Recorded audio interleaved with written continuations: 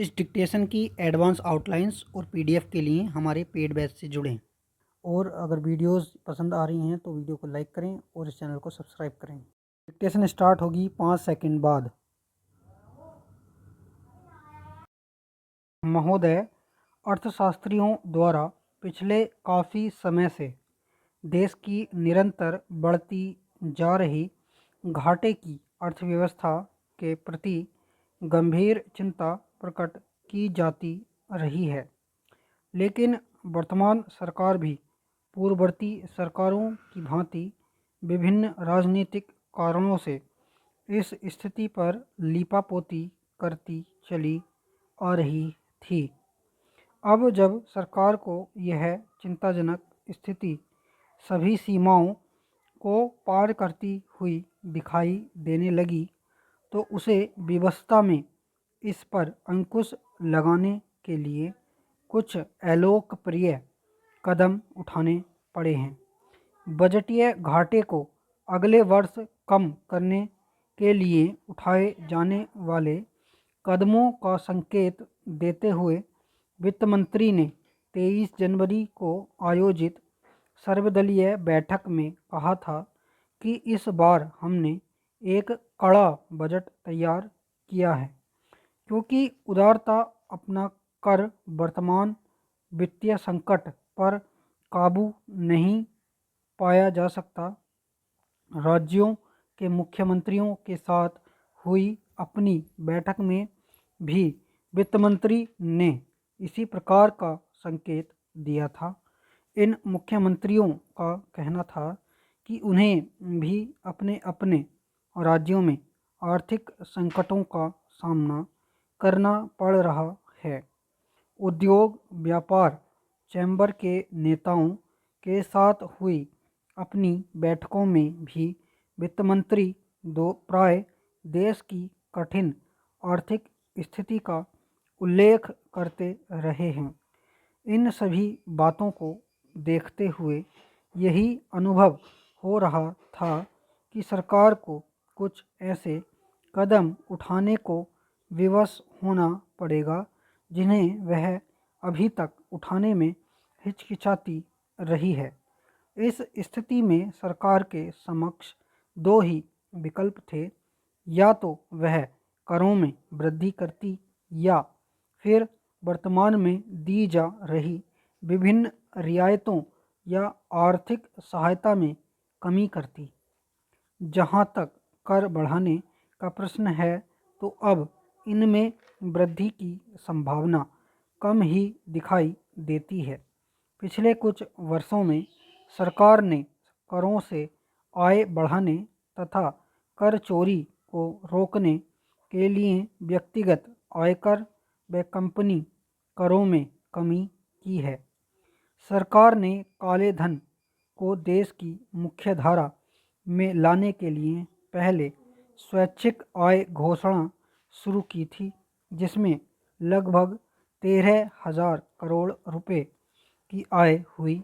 विभिन्न विवादों में फंसे बकाया करों की वसूली के लिए समाधान योजना शुरू की गई है, जिसके अंतर्गत सरकार को देश भर में अब तक 51,000 आवेदन प्राप्त हुए हैं और इससे पर्याप्त कर प्राप्त होने की आशा है। कच्चे माल तथा अन्य अनेक सामग्रियों पर आयात शुल्क में काफ़ी कमी की है। महोदय, इस स्थिति में करों के क्षेत्र में वृद्धि का विकल्प सीमित सा ही है। अतः सरकार के समक्ष आर्थिक सहायता में कमी करने का रास्ता ही मुख्य रूप से बचा हुआ है। खाद्यान्नों, उर्वरकों, बिजली तथा अन्य कई प्रकार की आर्थिक सहायताओं के कारण केंद्र तथा राज्य सरकारों पर करोड़ों का बोझ बना हुआ है तथा इसने सरकारों का बुरा हाल कर दिया है। 5वें वेतन आयोग की सिफारिशों को लागू किए जाने पर कर्मचारियों के वेतन बढ़ने से केंद्र व राज्य सरकारों पर भी भारी भरकम बोझ बढ़ा है। उसने तो रही सही कसर भी पूरी कर दी है।